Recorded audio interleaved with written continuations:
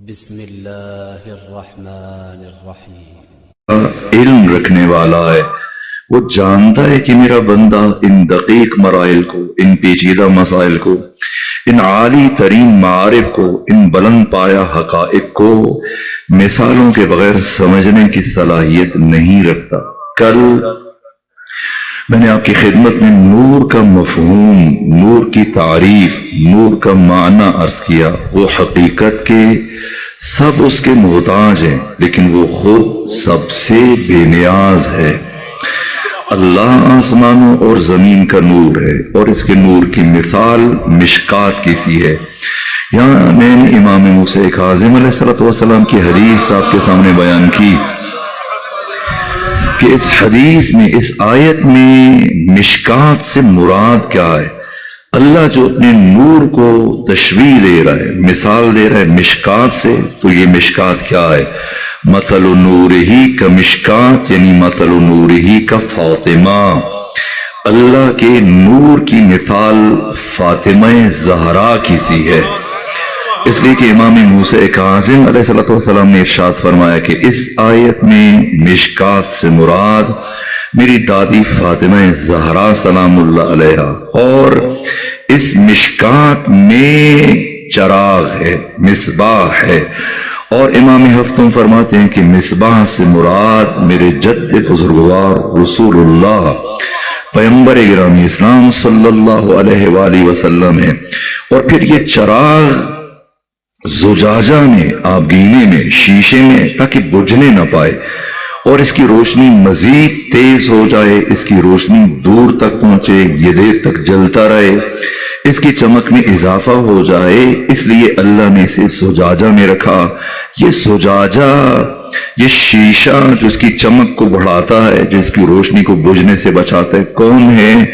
امام موسیٰ کاظم علیہ السلام نے فرمایا اس سے مراد میرے دادا علی ابن ابی طالب علیہ السلام۔ اور پھر جو خدا نے فرمایا یکادو زیتھا یضیء، یہاں اللہ نے مستقبل کی بات کی، یعنی مستقبل قریب میں افعال مقاربہ مستقبل قریب کو بیان کرنے کے لیے استعمال کیے جاتے ہیں، تو یہاں مستقبل قریب یہ کربلا کو حکایت کر رہا ہے، یہ عاشورہ حسینی کو بیان کر رہا ہے کہ خود اس شجرہ طیبہ کا، اس شجرہ مبارکہ کا، اس شجرہ زیتونہ کا، اس حقیقت محمدیہ کا جوہر یعنی حسین ابن علی شہید کیے جائیں گے، شعلہ ور ہو جائیں گے، جیسے خود پیغمبر اسلام نے فراز منبر سے فرمایا کہ ان فی قتل الحسین لحرارۃ لا تبرد ابدا فی قلوب المومنین، کہ حسین ابن علی کی شہادت کے بعد مومنوں کے دلوں میں ایسی حرارت پیدا ہو کہ جو قیامت تک خاموش نہیں ہو پائے گی۔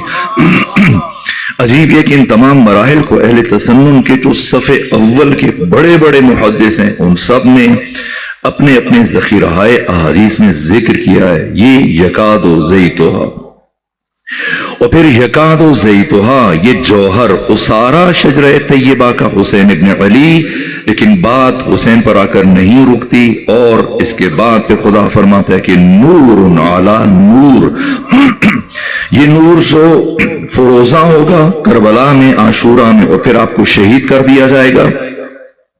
لیکن یہ سلسلہ شجرہ طیبہ یہاں پر آ کر نہیں رکے گا، بلکہ اللہ اس حسین کی نسل سے سلسلہ امامت کو قرار دے گا۔ نور علی نور، اس کی تفسیر میں امام موسیٰ کاظم علیہ السلام نے فرمایا یعنی امام بعد امام، ایک کے بعد دوسرا امام، یہ سلسلہ آ کے رکتا ہے۔ یوسف فاطمہ منجی عالم بشریت، کائنات کی مشکل کشا، انسانوں کی، محروموں کی، مظلوموں کی، مستضعفین کی آخری امید، امام زمانہ عجل اللہ تعالی فرجہ الشریف پر۔ پھر میں نے اس آیت سے متعلق چند اور گزارشات عرض کی آپ کی خدمت میں۔ کل جو میں نے نور کا معنی عرض کیا اسی میں اب روک کر یہ سمجھنا ہے کہ یہ 14 کون ہے۔ جب میں نے عرض کیا آپ کی خدمت میں کہ ہمارا تعلق عالم ناسوت سے، عرش سے مراد عالم ناسوت یہ زمین، سماوات سے مراد عالم ملکوت، عالم ملکوت میں پہلے ملکوت اسفل، عالم مثال، عالم نفس، پھر ملکوت اعلیٰ، عالم جبروت، بیت المعمور، آسمان چہارم، اس کے بعد پھر درجات ہیں، اور نہائی درجہ جس کا ذکر کیا گیا ہے، احادیث میں ذکر کیا گیا ہے، معصومین علیہ الصلوۃ والسلام کے ارشادات میں، وہ آخری مقام جس کے بعد پھر کوئی بھی مقام لائق کے تصور نہیں ہے، وہ عالم لاہوت ہے، عالم اسماء و صفات۔ اور یہ 14 اس عالم لاہوت کے باشندے ہیں، اس عالم لاہوت کے رہنے والے ہیں۔ پھر اللہ نے ان 14 انوار کو مختلف عوالم میں، مختلف مراحل میں رکھا ہے، کبھی چوتھے آسمان پر، کبھی تیسرے آسمان پر، کبھی دوسرے آسمان پر، کبھی عالم نفس میں، کبھی عالم مثال میں، کبھی بیت المعمور میں۔ پھر ان کے وجود کا نازل ترین رتبہ اس عالم ناسوت میں اللہ نے پیکر بشری میں ہمارے درمیان بھیجا۔ جس طرح سے قرآن مجید، جیسے سورہ مبارکہ واقعہ میں بیان کیا کہ یہ قرآن کیا ہے، یہ قرآن مجید حقیقت مکنونہ ہے، انہو لقرآن کریم فی کتاب مکنون، اسے کوئی مس نہیں کر سکتا، لا یمسہ الا المطہرون۔ اور یہاں پر ہم دیکھتے ہیں کہ مس کیا جاتا ہے، اس کا مطلب یہ ہے کہ یہ قرآن مجید کا نازل ترین رتبہ ہے، یہ قرآن مجید کی نازل ترین شکل ہے۔ عام سادہ لوگ سمجھتے ہیں کہ نزول قرآن سے مراد یہ کہ جبرائیل جیسے ڈاکیہ خط لے کے آتا ہے وہ آیتیں لے کے آتے تھے، نہ، نزول سے مراد یہ نہیں ہے۔ نزول سے مراد علوم قرآن کے ماہرین نے بالاتفاق بیان کیا، یعنی انسان جو اس دنیا میں رہتے ہیں عالم ناسوت میں، ہمارا تعلق الفاظ سے ہے، ہم اپنے مفاہیم، اپنا مافِ ضمیر ابلاغ کرتے ہیں، دوسرے تک پہنچاتے ہیں۔ میں اپنی باتیں آپ تک پہنچا رہا ہوں لفظوں کے ذریعے سے، آپ کی باتیں سمجھتا ہوں لفظوں کے ذریعے سے۔ انتقال معانی، مفاہیم کو منتقل کرنے کا ہمارے پاس بڑا اور اہم ترین ذریعہ الفاظ ہے۔ تو اللہ نے قرآن مجید کو اتارتے اتارتے، نازل کرتے کرتے کہاں تک پہنچایا؟ الفاظ کی دنیا میں پہنچایا۔ اس حقیقت نورانیہ کو الفاظ کے پیکر میں، الفاظ کے جسد میں، اس عالم ناسوت میں انسانوں کے درمیان بھیجا تاکہ قرآن بشر کے لیے قابل فہم بن جائے۔ قرآن کا وجود اس عالم ناسوت میں منحصر نہیں ہے، قرآن خود قرآن کے مطابق حقیقت مکنونہ ہے۔ اسی طرح سے ان 14 کا وجود اس عالم ناسوت میں منحصر نہیں ہے۔ جو علی کی زندگی کو یہاں سے شروع کرے، پیغمبر کی زندگی کو یہاں سے شروع کرے کہ جناب آدم زمین پر آئے، 1000 سال زندگی گزاری، ان کی وفات ہوئی، جیسے ابن اسیر جزری نے لکھا ہے، جیسے ابن کثیر نے لکھا ہے، جیسے باقی محدثین مورخین نے لکھا کہ جناب آدم کی وفات کے 6150 سال گزرنے کے بعد پیغمبر دنیا میں آئے، پھر 63 سال زندگی گزاری، پھر آپ کی وفات ہو گئی۔ یہ آپ کی ظاہری زندگی ہے عالم ناسوت میں، لیکن آپ کی حیات عالم ناسوت میں منحصر نہیں ہے۔ یہ اس عالم ناسوت میں آپ کے نور کی تجلی کا ایک مظہر ہے پیکر بشری میں۔ اللہ نے پھر پیغمبر کے بعد 250 سالوں میں ائمہ دین کو بھیجا ہے، 260 ہجری تک۔ اس کے بعد پھر امام زمانہ کی ایک کم 70 سالوں پر مشتمل غیبت صغریٰ ہے، اب امام زمانہ کی غیبت کبریٰ ہے۔ یہ اس عالم ناسوت میں، یہ صرف ہمارے امام نہیں ہے، نہ، یہ ہر عالم میں ہر مخلوق کے لیے اللہ نے ان کو ہادی قرار دیا۔ جیسے ہمارے امام ہیں، ایسے ملائکہ کے امام ہیں، ایسے فرشتوں کے امام ہیں۔ وہ دربار جہاں فرشتوں کے سر خم ہو جائیں وہ دربار محمد و آل محمد ہے۔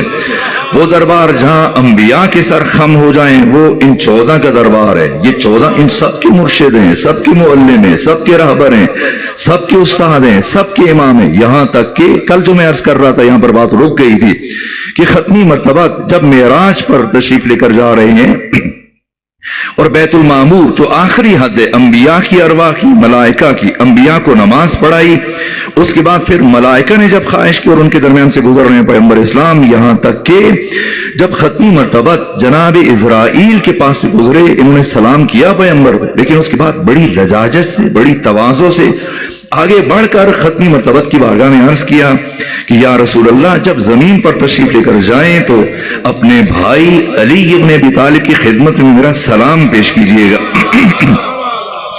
پیغمبر گرامی اسلام نے استفسار کیا کہ اتعرف علی ابن ابی طالب، جانتے ہو اسرائیل علی کون ہے؟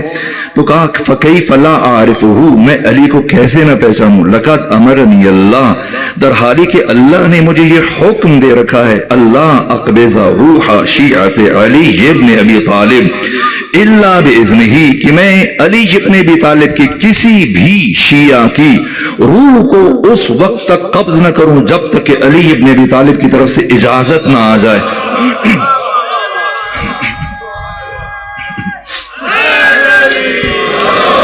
یہ عزت امیر المومنین ہے، یہ علی کے محب کا مقام ہے، یہ علی کے عاشق کا مقام ہے، یہ علی کے شیعہ کا مقام ہے کہ اللہ نے ایک مومن کی قبض روح کو امیر المومنین کی اجازت کے ساتھ مشروط قرار دیا۔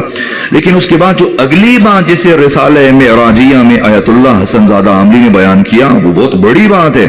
اس کے بعد جناب اسرائیل ان کے چہرے پر ایک مخصوص کیفیت ہے، ایک گھبراہٹ ہے، اضطراب ہے۔ پھر پیغمبر اسلام نے پوچھا کیا بات ہے اسرائیل، کچھ کہنا چاہتے ہو؟ کہا یا رسول اللہ ایک عرض ہے۔ کہا کیسی عرض؟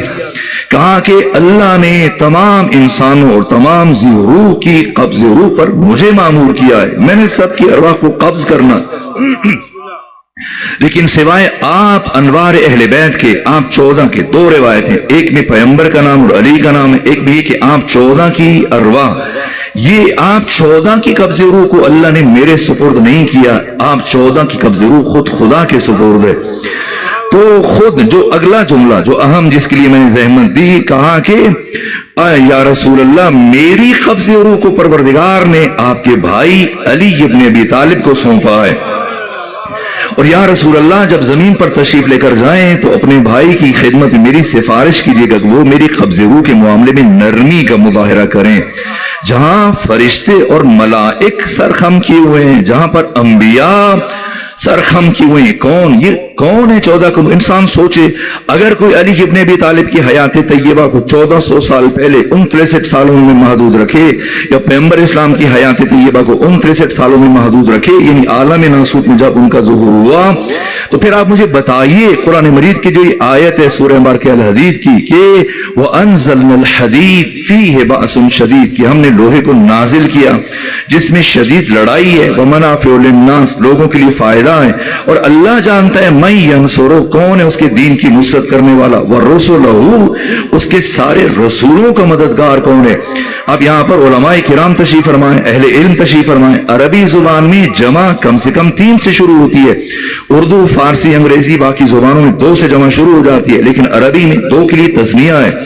عربی زبان میں جمع کا آغاز 3 سے ہوتا ہے، کم سے کم 3 افراد ہوں، اور یا اللہ قرآن میں سورہ الحدید میں فرما رہا ہے کہ وہ مجاہد، وہ اکیلا فرد، وہ سارے انبیاء کا مددگار ہے۔ وہ کون ہے؟ کیوں انبیاء کے سرخم میں آپ کے دربار میں؟ علی معلم ملائکہ، علی معلم انبیاء، یہاں تک کہ انجیل متی کی 46واں باب 27ویں آیت آپ جا کے پڑھیے، کسی اگر یہاں پر آپ کی شہر میں تلنگانہ میں کسی کتاب خانے میں انجیل کا نسخہ موجود ہے، کسی عیسائی سے رابطہ کیجیے، گوگل سرچ کیجیے، خود جا کے دیکھیے انجیل متی کی 46واں باب 27ویں آیت، It's about 3 o'clock. Jesus cried out with loud shout, Eli, Eli, ایلی لما شبختنی۔ یہ آیت آج بھی موجود ہے انجیل میں۔ جب آدھی رات کو جناب عیسیٰ کو پھانسی دینے کے لیے لے کے گئے، آپ کو قتل کرنے کے لیے، تو ایک مرتبہ جب یہودی آپ کو قتل کرنے کے لیے لے کے گئے تو جناب عیسیٰ نے پوری طاقت سے کہا ایلی میری مدد کو آئیے۔ لیکن سوال یہ کہ ایلی کون ہے؟ جس طرح سے عربی میں، فارسی میں، اردو میں لفظ علی اللہ کے لیے بھی استعمال کیا جاتا ہے، مولا علی کا بھی اس میں مبارک ہے، تو اسی طرح سے عبروں میں، عبرانی زبان میں لفظ ایلی اللہ کے لیے بھی استعمال ہوتا ہے، مولا علی کے لیے بھی استعمال ہوتا ہے۔ تو ممکن ہے یہاں پر عیسیٰ یہ کہہ دیں کہ اس وقت تو جناب عیسیٰ اللہ کو پکار رہے تھے، لیکن انہی کی کتاب سے سنیے زبور میں جناب داؤد یہ فرماتے ہیں کہ this honorable personalities this honor، یا یہ اس کے سے پہلے کا جو جملہ ہے کہا کہ it is our duty to revere him whose name is ایلی، یہ ہماری ڈیوٹی ہے کہ عزت کریں اس کی جس کا نام ایلی ہے۔ لیکن اے جناب داؤد، ہم تو یہ جاننا چاہتے کہ تورات میں، انجیل میں، زبور میں، صحف ابراہیم میں، صحف موسیٰ میں، آسمانی صحیفوں میں جو ایلی کہا جا رہا ہے اس سے مراد کون ہے؟ تو جناب داؤد فرماتے ہیں یہ زبور میں کہ this honorable personality is also called as Haider, اس عزت دار شخصیت کو حیدر بھی کہتے ہیں۔ کون Haider? Haider is the helper of Haider is the helper of helpless، وہ حیدر کی جو بے سہاروں کا سہارا ہے، is like a lion کی جو شیر کی طرح دلیر ہے۔ اے جناب داؤد، کوئی اور علامت کہاں ایسی علامت کہ قیامت تک کوئی بھی اس علامت کا انکار نہیں کر سکتا۔ اینڈ اس کے بھی born in کعبہ، اور وہ ایلی مولود کعبہ ہے۔ اور اس کے بعد فرمایا ٹو سیک ہز ہیلپ، اسی علی سے مدد تلاش کرو. تو اب پتا چلا کہ یا علی مدد کہنا بدعت نہیں ہے. جب ہم نے دیکھا کہ انجیل میں جناب عیسیٰ یہ کہہ رہے ہیں کہ ایلی ایلی ایلی لما شبختنی، اور یہاں پر زبور میں جناب داؤد یہ کہہ رہے ہیں کہ ٹو سیک ہز ہیلپ، تو ہم نے سیکھا کہ یا علی مدد کہنا بدعت نہیں ہے، انبیاء کی سنت ہے. اور مومنین سلام کرتے ہوئے، مصافحہ کرتے ہوئے اس ذکر کو اپنی زبان سے اس لیے ادا کرتے ہیں کہ سامنے والے کا امتحان ہو جائے کہ میرے سامنے مومن کھڑا ہے یا منافق کھڑا ہے.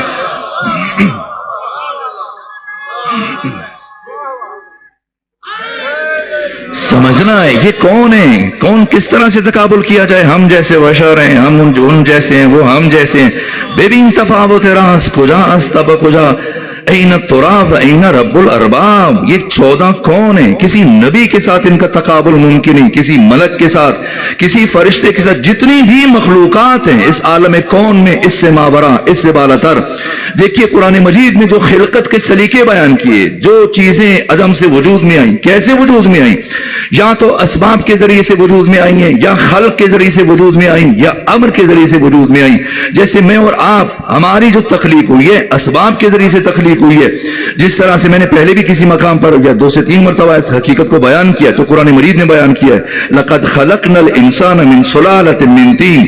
ہماری تخلیق میں، ہمارے باپ جناب آدم کی تخلیق میں جو فرق ہے، اللہ نے آدم کو مٹی سے خلق کیا ہے، اور پروردگار نے ہمیں مٹی کے جوہر سے خلق کیا ہے، مٹی کے رس سے خلق کیا. تخلیق کی اس تفصیل کو میں نے بیان کیا. ہم اسباب کے ذریعے سے ایک زوج اور زوجہ، ان کا عقد ہوا، پھر ان کے ذریعے سے تولید نسل ہوئی، نسل بشر آگے بڑھی. تو تخلیق کا ایک طریقہ اسباب جنہیں قرآن مجید نے بیان کیا، ایک طریقہ ہے عالم خلق، ایک طریقہ ہے عالم امر، امر کے ذریعے سے. ایک طریقہ ہے کون کے ذریعے سے تخلیق ہوئی ہے. امر کے ذریعے کیسے تخلیق ہوئی ہے؟ کون کے ذریعے. کون کے ذریعے جس طرح سے ناقہ جناب صالح، بتائیے یہ ناقہ جناب صالح یہ اونٹ اور اونٹنے کی یہ تولید نسل کے نتیجے میں آیا؟ نہ، اللہ نے ناقہ صالح کو کہاں سے پیدا کیا ہے؟ قرآن اٹھائیے، پتھر سے نکالا ہے، پہاڑ سے نکالا ہے. تو اللہ نے ناقہ صالح کو پہاڑ سے نکالا، اسباب کے ذریعے سے نہیں، کون کے ذریعے سے. اسی طرح سے وہ دمبا جو جناب اسماعیل کو بچانے کے لیے ذبح ہوا ہے، کہاں سے آیا؟ وہ قریب میں جو جھاڑی تھی اللہ نے اسے دمبے کی شکل میں بدل دیا. کس کے ذریعے سے؟ کون کے ذریعے سے. یہ دمبا تبدیل ہوا کون کے ذریعے سے. اسی طرح سے جناب آدم کی تخلیق ہوئی کون کے ذریعے سے. ہماری تخلیق ہوئی ہے اسباب کے ذریعے سے. جناب آدم کی تخلیق ہوئی کون کے ذریعے سے. اسی طرح سے وہ ناقہ صالح قرآن مجید بیان کر رہا ہے کون کے ذریعے سے تخلیق ہوئی ہے. اسی طرح سے وہ دمبا گوسفند جو اسماعیل ذبیح اللہ کی جان کو بچانے کے لیے بھیجا گیا، یہ بھی کون کے ذریعے سے. یا پھر تیسرا طریقہ خلق ہے جسے قرآن نے بیان کیا، وہ امر ہے. جس طرح سے جناب سارہ زوجہ حضرت ابراہیم علیہ والا نبینا علی فطیت وسنا، جب جناب سارہ کی عمر 98 سال تھی، قریب المرگ تھی، بہت بوڑھی ہو چکی تھی، یہاں تک کہ سارے بال سفید ہو چکے تھے، چہرے پر جھریاں تھی، مشکل سے چلتی تھی، خمر خمیدہ تھی، عصا کے سہارے چلتی تھی. ایسے میں فرشتہ نازل ہوئی. یہ قرآن مجید بیان فرما رہا ہے فرشتہ نازل ہوا، اور فرشتے نے جناب ابراہیم سے کہا کہ پروردگار آپ کو انقریب آپ کی زوجہ جناب سارہ سے فرزند عطا کرے گا، اور جو بیٹا دنیا میں آئے خدا فرما رہا ہے اس کا نام اسحاق رکھا جائے. جیسے ہی جناب ابراہیم نے اپنی زوجہ اتنی معمر اور اتنی بوڑھی خاتون کو، اپنی زوجہ کو جب بتایا کہ اللہ ہمیں فرزند عطا کرنے لگا ہے، تو قرآن مجید خود کہتا ہے کہ جناب سارہ نے اپنا منہ پیٹ لیا، زخمی ہو گئی، اور کہنے لگی، ایک مرتبہ ان کی کیفیت منقلب ہو گئی کہ میں آخر ہوں، میں بوڑھی ہوں، پروردگار کیسے ممکن ہے کہ میں صاحب فرزند ہو سکوں اس بڑھاپے میں کہ اب قریب المرگ ہوں، تھوڑے عرصے میں میری وفات ہو جائے گی. اور یہ فرشتہ زوجہ دونوں کی گفتگو کو سن رہا تھا، جس کے جواب میں اس فرشتے نے کہا، اور قرآن مجید نے اس جملے کو بیان کیا کہ اتعجبین من امر اللہ، کیا تو امر خدا سے تعجب کرتی ہے. جناب اسحاق کی تخلیق امر کے ذریعے سے ہوئی ہے. خود جناب عیسیٰ کی تخلیق جو قرآن مجید نے بیان کی ہے امر کے ذریعے، ورنہ ماں اور باپ کے ذریعے سے ہوتی ہے عالم اسباب میں. تو یہاں پر صرف ماں ہے، تو پھر کیسے تخلیق ہو گئی؟ اس لیے جناب عیسیٰ سے متعلق فکانہ امرم مقضیہ یہ قرآن مجید نے بیان کیا. اب آئیے یہ 14 نور یہ 14 نور جنہیں حق تعالی نے خلق کیا اور پھر عالم لاہوت میں اپنے قرب میں رکھا ہے، ان کی تخلیق کیسے ہوئی ہے؟ اسباب کے ذریعے سے ہوئی ہے یا امر کے ذریعے سے ہوئی ہے یا کون کے ذریعے سے ہوئی ہے؟ اس لیے کہ ختمی مرتبت، اور یہ معتبر حدیث ہے عامہ و خاصہ کے اہل تسنن محدثین سے قبول کرتے ہیں، اہل تشیع محدثین سے قبول کرتے ہیں، ختمی مرتبت نے فرمایا، اور اصول کافی میں مرحوم ملا صدرہ نے جو اصول کافی کی شرح بیان کی، ان 4 احادیث کو جمع کیا اور ان 4 لفظوں کے فرق کو بھی واضح کیا کہ کیوں ختمی مرتبت کبھی کہا جا رہا ہے کہ عقل اول، کبھی کہا جا رہا ہے قلم، کبھی کہا جا رہا ہے نور، کبھی کہا جا رہا ہے خلق اول۔ یہ جو ختمی مرتبت نے فرمایا کہ اول ما خلق اللہ نوری، اللہ نے سب سے پہلے میرے نور کو خلق فرمایا۔ اگر ختمی مرتبت کا نور سب سے پہلے خلق ہوا تو کیسے خلق ہوا؟ اگر اسباب کے ذریعے سے خلق ہوا ہے تو پھر نور مصطفیٰ خلق اول نہیں ہے، پھر وہ اسباب خلق اول ہیں جن کے ذریعے سے ختمی مرتبت کا نور خلق ہوا۔ اور اگر آپ کہیے کہ کن کے ذریعے سے حقیقت محمدیہ کی تخلیق ہوئی تو پھر کن کے متعلق کو تلاش کیجئے، تو جو کن کا متعلق ہے وہ خلق اول ہوگا، نہ ختمی مرتبت خلق اول ہوں گے۔ اور اگر امر کے ذریعے سے آپ کی تخلیق ہوئی تو پھر امر کے متعلق کو تلاش کیجئے، اس لیے کہ کوئی چیز ہو جسے امر کیا جائے اور جسے یہ بنے، کوئی چیز ہو جسے کن کہا جائے اور پھر سے بنے۔ بالآخر مان لیا کہ ناقہ صالح پتھر سے بنا ہے، لیکن پتھر تھا تو اس سے ناقہ صالح بنا ہے، تو پھر کن کسے کہا جا رہا ہے؟ جسے کن کہا جا رہا ہے پھر وہ خلق اول ہے، جسے امر کیا جا رہا ہے وہ خلق اول ہے۔ اسباب مانے پھر اسباب خلق اول ہیں، تو پھر ماننا پڑے گا کہ ختمی مرتبت اور حقیقت محمدیہ کی تخلیق نہ امر کے ذریعے سے ہوئی، نہ اسباب کے ذریعے سے ہوئی، نہ کن کے ذریعے سے ہوئی، تو پھر کیسے ہوئی آپ کی تخلیق؟ تو خدا نے فرمایا کن تو کنزم مخفیہ، میں ایک چھپا ہوا خزانہ تھا، احببت لکی اعرف، میں نے چاہا کہ پہچانا جاؤں، فخلقت الخلق، تو ان کی تخلیق چاہت خدا، یعنی ان کی تخلیق مشیت خدا۔ یہ 14 حق تعالی کی مشیت ہے۔ 16 نمبر جلد بحار الانوار کی چھٹے امام سے حدیث نقل کی ہے، امام جعفر صادق سے ملا باقر مجلسی نے، اس کے علاوہ باقی کتب میں بھی حدیث موجود ہے۔ چھٹے امام نے فرمایا کہ نحنو واللہ مشیت اللہ، اللہ کی قسم ہم 14 مشیت خدا ہیں۔ یہ 14 خود مشیت ہیں، یہ 14 خود خدا کی رضا ہیں، یہ 14 خود خدا کا ارادہ ہے، یہ اللہ کے ارادے کا مظہر ہے۔ یہ کون سے پہلے، یہ امر سے پہلے، یہ اسباب سے پہلے، جب کچھ نہیں تھا تب یہ تھے، تب یہ تھے۔ ان کا نور فرشتوں پر مقدم ہے، ان کا نور انبیاء پر مقدم ہے، یہاں تک کہ یہ مشیت پروردگار۔ کل ایک جملہ میں نے امام حسین کا آپ کے سامنے بیان کیا، روز عاشور کوئی کیسے کہہ سکتا ہے کہ اے ہور جا اللہ نے تمہیں معاف کیا؟ صرف وہ کہہ سکتے جو خود خدا کی مشیت ہو، جو خود خدا کا ارادہ ہو۔ اور اگر کسی کو دقت پیش آئے اور کسی کی ٹانگیں کانپنا شروع ہو جائیں، لرزنا شروع ہو جائیں، تو پھر چلا جائے امیر شام کے دربار میں پہنچے، جسے اہل سنت کے برجستہ عالم جناب ابن ابی حدید معتزلی نے بھی تحریر کیا، جن کی وفات 656 ہجری میں ہوئی۔ مقام صابات پر جب حاکم شام اور امام حسن مصطفیٰ کے درمیان سلو، یہ واقعہ اہم ہے اور گفتگو کا سمجھنا چونکہ اس پر موقوف ہے یہ پہلو، اس لیے اسے تکرارن عرض کر رہا ہوں۔ یہاں تک کہ 6 شرائط جب اس نے کاغذ بھیجا، دستخط کیے کہ آپ اپنی مرضی سے شرائط تحریر کریں، جو آپ لکھیں گے مجھے قبول ہے۔ امام حسن مصطفیٰ نے 6 شرائط لکھی اور جو آخری شرط لکھی ہے مقام صابات پر امام حسن مصطفیٰ نے، وہ یہ تھی کہ تو جب تک زندہ ہے حکومت کر لے، لیکن تجھے اپنے بعد کسی کو اپنا جانشین منتخب کرنے کی اجازت نہیں ہے، ولی عہد منتخب کرنے کی اجازت نہیں۔ اگر میں زندہ ہوا میں حکومت کروں گا، میں زندہ نہ رہا میرا چھوٹا بھائی حسین ابن علی مسلمانوں پر حکومت کریں گے۔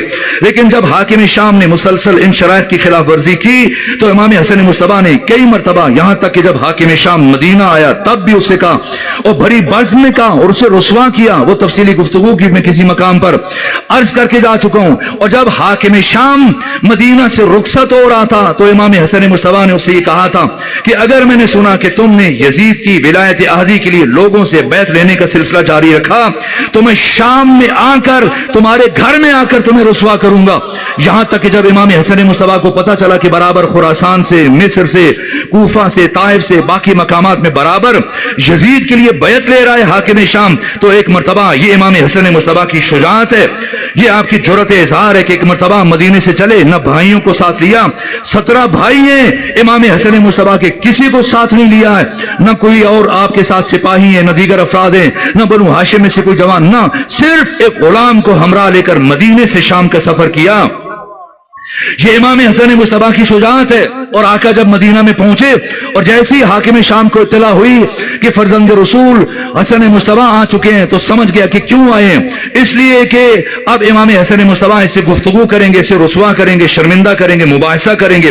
तो इसने अपने तमाम हवारियों से, अहले दरबार को पहले से समझाया कि कल जब हसन मुस्तफा मेरे दरबार में आए तो इससे पहले कि हसन मुस्तफा मुझसे बात शुरू करें, गुफ्तगू शुरू करें, तुमने ऐसी बातें करनी है कि हसन मुस्तफा इतने जिच हो जाएं कि वो मुझसे बात करने के लायक न रहे, इस कदर थका दो उनको, इस कदर उनको मायूस कर दो कि फिर वो मुझसे बात करने के लायक न रहे। और दूसरे दिन जैसे इमाम हसन मुस्तफा आए, जैसे इन दरबारियों को सिखाया गया था, ये जर खरीद अफराद जिनके जमीरों को खरीद लिया गया, बारी बारी एक एक करके तमाम अफराद अपने बाप के, दादा के अपने किस्से बयान कर रहे हैं कि हसन मुस्तफा मेरे बाप के पास इतनी जमीन थी, दादा के पास इतनी जायदाद थी, इतने नौकर चाकर, माल मवेशी, इतने गुलाम घोड़े, इतने नौकर चाकर, इतनी जमीनें जायदाद, इतने बागात, इतने खेत, इतनी मालियत, इतने दिरहम दीमार, ये सब कुछ था उनके पास। लेकिन आपके बाबा के पास तो ऐसा कुछ भी नहीं था, बहुत गरीब आदमी थे, बेचारे आदमी थे। अबुल हसन अली इब्न अबी तालिब जमीन पर बैठकर फकीरों के साथ खाना खाते थे, इसी तरह से मामूली और सादा तरीन लिबास पहनते थे,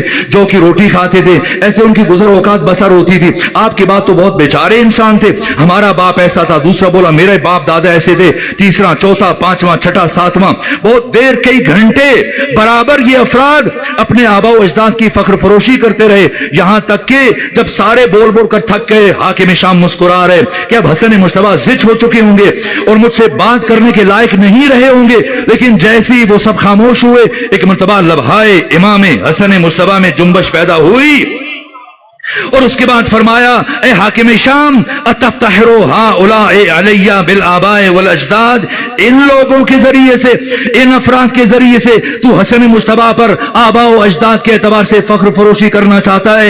इन लोगों के जरिए से हाकिम शाम सुन, पहले मैं हसन मुस्तफा तुम्हारे भरे दरबार में इन सब के सामने अपने तमाम आबा व अजदाद, अपने बाबा अली से लेकर जनाबे आदम तक, अपनी मां फातिमा से लेकर जनाबे हव्वा तक, अपने तमाम आबा व अजदाद और अपनी सारी माओं का किरदार तुम्हारे सामने इस तरह भरे दरबार में इन सब की मौजूदगी में बयान करता हूं। फिर इनसे कहो कि आकर बारी बारी अपनी अपनी माओं का किरदार मेरे कान में बयान कर दे।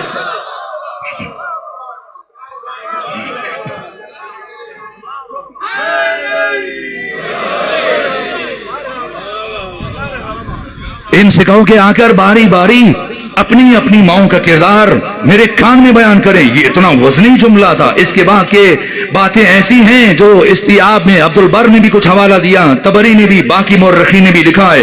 अजीब था कि जैसे ये शख्स उठा, एक शख्स उठा और उससे मुतल्लिक हजरत ने जो बात की और जो गुफ्तगू की, बहुत में जुजियात थे, बस गुरेज करके उठो के वक्त तेजी से गुजर रहा है। और फिर मुझे भी कहा गया कि जिस तरह से 6 दिन, 6 सफर से लेकर 10 सफर तक मैं इसी मौजू को, इसी सिलसिले को आगे बढ़ाऊंगा।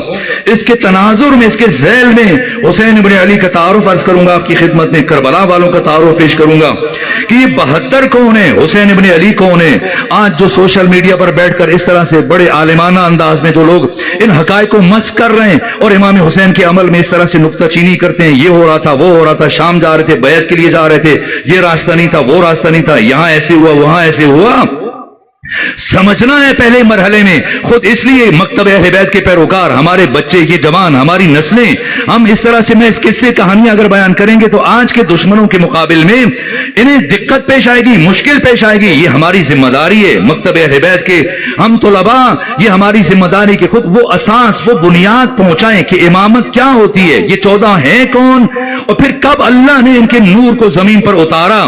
یہ حسین پہلے سمجھنا ہے, اس اساس کو سمجھنا ہے, بنیاد کو سمجھنا ہے. انشاءاللہ 6 سفر سے 10 سفر تک 5 دنوں میں اسی سلسلے کو بہت وضاحت کے ساتھ, جزیات کے ساتھ, تفصیلات کے ساتھ بیان کریں گے.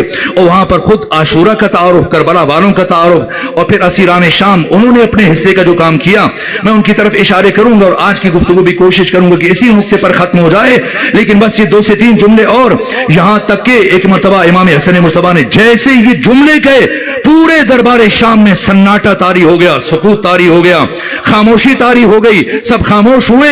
اس کے بعد تاریخی خطبہ شروع کیا. امام حسن مصطفیٰ نے اکیلے ہیں اور ایک بس غلام ہے, اور پورا دشمن کے سپاہی ہزاروں افراد ہیں, دربار ہے, اس کے وزیر مشیر سب بیٹھے ہیں. اور امام حسن مصطفیٰ اب اپنی گفتگو کو آگے بڑھاتے ہوئے فرما رہے ہیں کہ لو قمت علی ھذا المقام حولا فحولا, گھنٹہ نہیں, دن, مہینہ نہیں, نہ کیا فرمایا, لو قمت علی ھذا المقام حولا فحولا, میں حسن مصطفیٰ اگر اس مقام پر کھڑا ہو جاؤں ہفتے, مہینے, دن نہیں, سال ہاں سال کھڑا ہو جاؤں, مسلسل کئی سال کھڑے ہو کر, اگر حاکم شام کہہ دیتا کہ چلیں کیجئے, سالوں سال کھڑے ہو کر بیان کیجئے.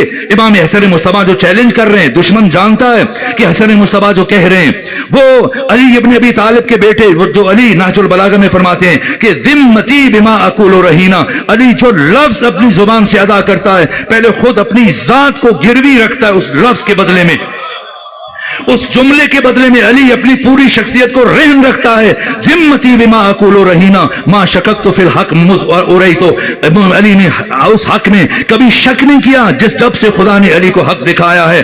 یہ کون ہے؟ جہاں تک امام حسن مصطفیٰ نے ایک مرتبہ فرمایا لو قمت علی ھذا المقام حولا فحولا, اگر سال ہاں سال کھڑے ہو کر میں بیان کروں کیا, اذکر ما آتانا اللہ من فضل, ان فضائل کو بیان کروں, ان فضیلتوں کو بیان کروں جنہیں اللہ نے میرے خاندان پر نازل کیا ہے, اتارا ہے. لم او سے, ہاں میں حسن مصطفیٰ گن نہیں سکتا, شمار نہیں کر سکتا, یہ میری طاقت ہے, یہ میرا اختیار ہے.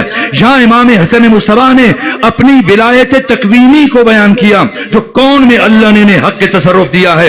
اب آیت نور کے ان جملوں کی تفسیر کے بعد کسی کو شک نہیں رہنا چاہیے کہ ان 14 کا اختیار کیا ہے, اس اختیار کی حدیں کہاں تک ہیں, یہ 14 نور ان کی حقیقت کیا ہے. ان کا نور عالم ناسوت میں منحصر نہیں ہے, یہ امام حسن مصطفیٰ بیان کر رہے ہیں. حسن مصطفیٰ خود مشیت خدا, حسن مصطفیٰ خود ارادہ خدا, یہاں تک کہ بیان کرتے ہوئے اپنے تصرف کو بیان کیا, اختیار کو بیان کیا, اپنی ولایت کو بیان کیا, اور فرمایا کہ واللہ, اللہ کی قسم, لو شئتو, میں حسن مصطفیٰ اگر چاہوں, واللہ لو شئتو لجعلت العراق شامن والشام عراقا, اگر میں چاہوں شام کو عراق بنا دوں, عراق کو شام بنا دوں, والرجل امرأتا والامرأة رجلا, اگر میں حسن چاہوں مرد کو عورت بنا دوں, عورت کو مرد بنا دوں. جناب ابن ابی الحدید معتزلی نے لکھا ہے, علامہ باقر مجلسی نے لکھا, فقام رجل من الحضار, حاضرین میں سے ایک شخص کھڑا ہوا اور حضرت کے چہرے کی طرف دیکھ کر کہنے لگا, ابن ابی تراب, علی کے بیٹے, من یقدر علی ذلک, کس میں اتنی طاقت ہے کہ وہ اتنی بڑی بات کر سکے. تو ابن ابی الحدید نے لکھا, فنظر الامام الیہ شزرا, امام نے خیرہ نگاہی سے اس کی طرف دیکھا, اور دیکھنے کے بعد بس ایک جملہ ارشاد فرمایا, اما تستحشینا ان تقعدی بین الرجال, شرم نہیں آتی عورت ہو کر مردوں میں بیٹھ گئی, اما تستحشینا ان تقعدی بین الرجال, ایسے نہیں کہ کچھ مراحل طے کیے ہو, نہ. خمینی بت شکن رحمت اللہ علیہ یہاں تک کہ اپنی عظیم الشان کتاب آداب الصلاۃ میں سورہ مبارکہ یاسین کی تفسیر کے ذیل میں یہ جملے لکھتے ہیں کہ اللہ تو سورہ مبارکہ یاسین کے آخر میں یہ فرما رہا ہے کہ جب وہ کسی چیز کا ارادہ کرتا ہے تو کہتا ہے کن, ہو جا, فیکن, تو وہ ہو جاتی ہے. کہاں اللہ کیا مراحل نہیں ہے, صرف بشر کو سمجھانے کے لیے پروردگار نے یہ طرز تخاطب اختیار کیا کہ جو کہا کہ ہو جا تو وہ ہو جاتی ہے. نا, واللہ اللہ کا ارادہ وہی کہنا ہے, کہنا وہی ہو جانا ہے. اللہ کے ارادے کا مظہر خود خدا کی مجسم رضا, اللہ کی مشیت, نہ یہ اسباب سے, نہ یہ خلق سے, نہ یہ امر سے, نہ یہ کن سے, یہ خود 14 مشیت خدا ہے. جیسے ہی مشیت خدا حسن مصطفیٰ نے اس کی طرف دیکھ کر کہا, اما تستحشینا ان تقعدی بین الرجال, دیر نہیں لگی, اسی لمحے محفل سے اٹھی जब उठी तो इमाम ने अब दूसरी बात की, वनादल इमाम व नक़बिहा, इमाम ने पुष्ट से आवाज दी, बात पूरी सुनो, तुम तो औरत बनी, क्या एक घर में दो औरतें रहेंगी? ना, घर जाओ, कद सारत एयालो के रजुलन, जिसे औरत छोड़ के आया था वो जो तुम्हारी बीवी बन के जिंदगी गुजार रही थी, जा वो मर्द बन चुकी है। ये दुश्मन के दरबार में इतनी बड़ी इस करामत के इजहार के बाद एक मर्तबा सन्नाटा तारी हो गया। हाकिम शाम के दरबार में अब बहुत देर तक सुकूत तारी रहा, यहां तक कि काफी वक्त गुजरने के बाद एक मर्तबा अमीर शाम ने, हाकिम शाम ने हिम्मत को जमा किया और अब इमाम हसन मुस्तफा से कहने लगा, कहा कि आपने मुनासिब नहीं किया, या अबल हसन, या अबा मोहम्मद, ए अबा मोहम्मद, आपने ठीक नहीं किया, लक़द फ़ज़हतनी वहनतनी फी मजलिसी, कि आपने मेरे घर में आकर, मेरे दरबार में, मेरे शहर में, मेरे रियाया के सामने, मेरे अवाम के सामने मेरी तौहीन कर दी, मुझे बेआबरू कर दिया। एक मर्तबा जैसे ये जुमले सुने, एक मर्तबा इमाम हसन मुस्तफा हाकिम शाम की तरफ मुड़े और ये तारीखी जुमले कहे, ये है आयत नूर का मफहूम, ये है आयत नूर की ताबीर कि अल्लाह क्या कह रहे, अल्लाह नूर समावात वल अर्ज, समावात वो आलम लाहूत, और हसन मुस्तफा दुश्मन के दरबार में खड़े होकर कह रहे हैं, सुन ए लकड़ी के तख्त पर बैठकर फख्र फरोशी करने वाले, इन्नल अर्श सरीरी, हसन मुस्तफा का तख्त अर्श परवरदिगार है,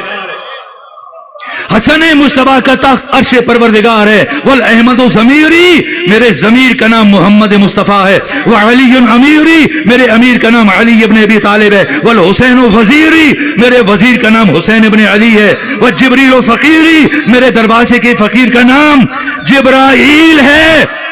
और उसके बाद जो अगला जुमला का, जिस तरह से ईरान की मिसाइल आकर इसराइल पर गिर रहे थे, ऐसे ही दरबार में ये जुमला एटम बम बन के गिरा। एक मर्तबा पहले तो अवाम से बात हो रही थी, अब खुद हाकिम से जो जुमले का एक मर्तबा इमाम हसन मुस्तफा ने, इन्नल अर्श सरीरी वल अहमद ज़मीरी व अली अमीरी वल हुसैन वजीरी व जिब्रील फकीरी व इन शिअत अकुल लक सीरी, सीरी, मर्द लड़े, अरब में जाएं, और जो अरबी जानते वो जानते कि अगर सामने मर्द हो और लड़ाई में एक मर्द दूसरे से कहे कि जाओ जान छोड़ो तो कहते हैं सिर, और सामने औरत हो फिर सिर नहीं कहते, फिर कहते हैं सीरी, जा रास्ता ले, जाओ जान छोड़ो। सुने हसन मुस्तफा ने कहा, इन शिअत अकुल लक सीरी, तू भी इंसान बनता है या तुझे भी कह दूं सीरी? ये मशीयत है, ये इनका इख्तियार है।